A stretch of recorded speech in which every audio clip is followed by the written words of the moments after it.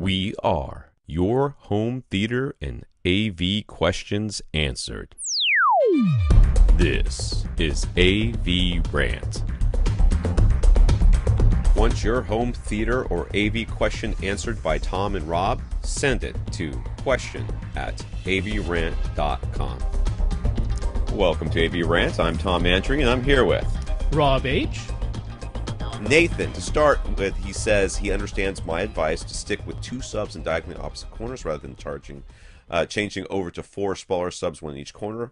That would probably make more sense for most people. However, he experimented himself and found that in his setup, having his 2 Rythmik F15 HP subs at the midpoints of his 2 sidewalls delivered considerably more even and uniform bass than putting those same subs in diagonally opposite corners. He can't use that mid-wall placement, though, because it blocks his walkways. That's how he landed on the idea of 4 subs in 4 corners. And if they're physically smaller without giving them ascension, so much the better. So, Rob suggested 4 of the Rythmik L12 sealed 12-inch subwoofers. Should he have even the tiniest bit of concern that when it comes to their output capabilities in this closed 12-foot by 17-foot by 18-foot room?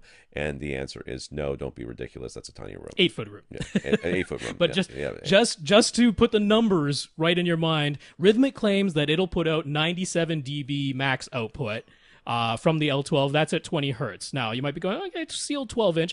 That isn't unreasonable because SVS's SB12 NSD, which has since been replaced by the 2000, but the SB12 NSD was measured over at database.com, and they got about 96 decibels out of that thing. So Rythmik claiming that they can get somewhere in the vicinity of 97 dB is not out of the question. Right. Not at all for that design.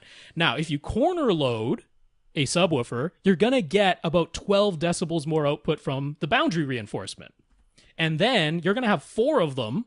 So if you went from 1 to 2, you get 3 dB more output. From 2 to 4, you get another 3 dB. So add 6. So you got 18 decibels more output than what this thing can do in a wide open field all by itself. Right. 97 plus 18 is 115. That's a lot of output. And that's sustained. Right. That's not even peaks. peak. Yeah. That's sustained. So you can hit full reference volume. Yes. You will have no problem.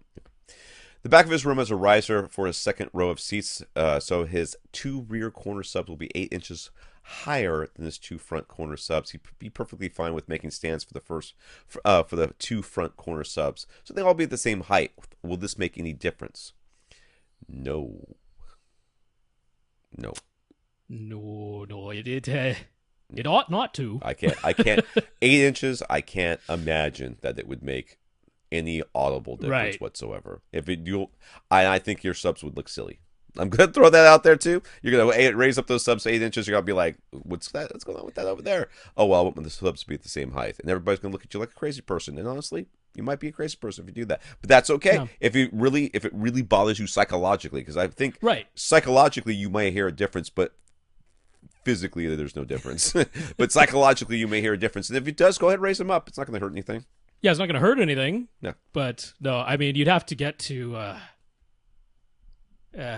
anything below 125 hertz can't really possibly be changed by 8 inches difference. Like not even theoretically possible. Isn't 20 hertz wave something like 40 feet long or something like that? Oh, 20 hertz wave is 55 feet long. 55. All right, that was close. That's crazy. Yeah, so 8 inches it really doesn't matter at all.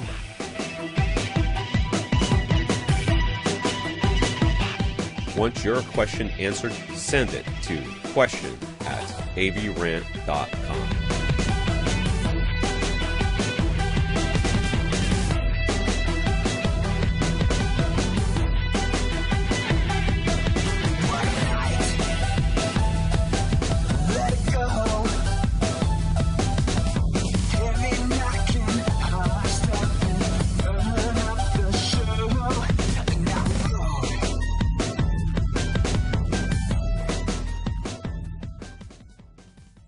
This is AVRant. Now go out and listen to something.